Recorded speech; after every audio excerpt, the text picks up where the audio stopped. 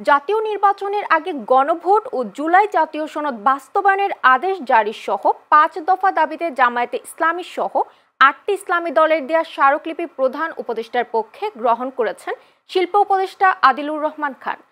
আজ দুপুরে প্রধান উপদেষ্টার বাসভবন যমুনায় এই স্মারকলিপি গ্রহণ করেন শিল্প উপদেষ্টা আদিলুর রহমান খান। বলেন, সরকার রাজনৈতিক দলগুলোর প্রতি ৭ দিনের সময় বেঁধে দিয়ে অপেক্ষা করছে।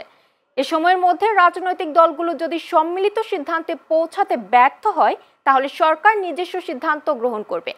এ সময় জামায়াতের সেক্রেটারি জেনারেল মিয়া গুলাম পরোয়ার বলেন, জুলাই সনদ ও গণভোট ইস্যুতে রাজনৈতিক দলগুলোর সঙ্গে আলোচনার সুযোগ এখনো আছে।